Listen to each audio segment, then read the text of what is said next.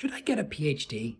Hey, I am Chuck the bureaucrat, and from time to time, people will ask me whether or not I think it's a good idea for them to get a PhD. One of the reasons I get asked this is because I went ahead and got a PhD working nights and weekends while I was a lieutenant colonel. And so, based off of my experience, here's what I tell them. The very first question that I always ask is, what does your wife think of this? Because I'll tell you something. You are not going to successfully complete a PhD without a large amount of support from your family. And if your family looks at it and says, I don't think this is a good idea, it ain't a good idea. Number two, you got to answer the question, why do you want a PhD? At about the midway of our PhD program, we had a one-credit course that included some time that was spent on why do you want to get a PhD? And what the instructor essentially did is he went through a series of reasons that people often have for pursuing a PhD, and he essentially shot each one of them down. Some of those examples were for a more relaxed and stable career. Bad news, buddy, if you're going to pursue a tenure-track position, you are going to have to compete against a lot of very smart and qualified people who also want a tenure-track position. Number two, to go into business. Well, yeah, I guess a PhD would help you, but you know what? Some basic business skills are far more important. To be more respected. I have some bad news. People don't actually respect PhDs, and if you tell people that you have a PhD, somehow it manages to make them respect you just a little bit less. To satisfy my ego.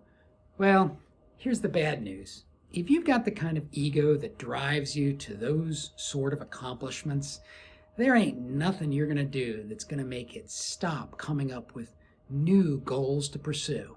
To learn more about this subject, okay, here's the deal.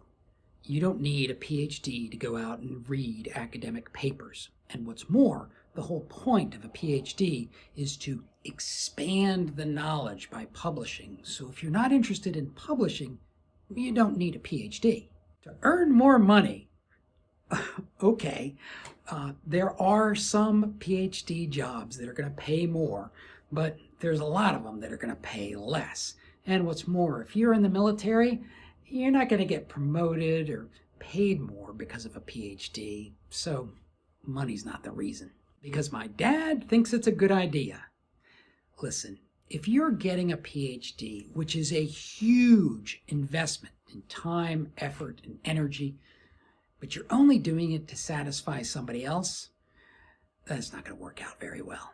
In fact, the only real reason to get a PhD is because you want one. You know what PhD stands for. Yeah, I know you do.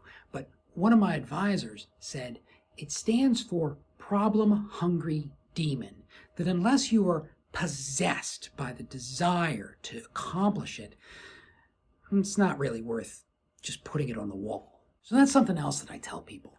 If I could go back in time and talk to myself, I would probably suggest that I not bother with a PhD. But at the same time, I'm very confident that I would not be able to talk that previous version of myself out of doing it. It was something that he needed to do. All right, one final point that I'd like to make about a PhD, and that is there's this acronym, ABD, all but dissertation, which basically means that you completed the coursework necessary for your program, but you never finished your dissertation. And here you can accuse me of a little bit of snotty bias, but this is true of people who did complete their PhDs.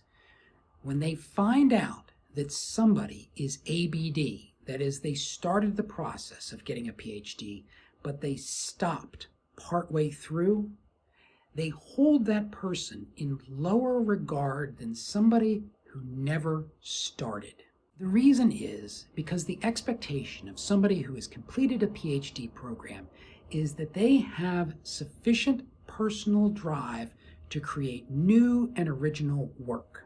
People who are ABD are often assumed to have, I don't know, I'll say character flaw, that they are unable to complete the independent part of that. That is, they're very good at sitting in a classroom and absorbing information and regurgitating that for a test. But when they have to sit in the library by themselves and write something that nobody has ever written, they have some difficulties. And look, that's not a bad thing. It's just that if you are not going to be able to do the second half of the PhD program and finish your dissertation, you're better off not starting. And to wrap things up, let me just say this. If you feel like my comments have been unnecessarily harsh or negative about the idea of pursuing or where you got to in your PhD, that's not really my intent. It's more that the fact is that at some point during your program, your committee is very likely to intentionally try to get you to quit, just like they try to get you to quit at Ranger School. Because if you don't have the commitment and drive, they will let you quit. So if the ultimate outcome is that you don't complete the program, in a lot of ways, your family, your finances, your stress, your time, all of those things are better off simply not starting. So listen, I want you to be as successful as possible. I want what's best for you. And if you have any questions, just drop me a note and I'll be happy to answer them.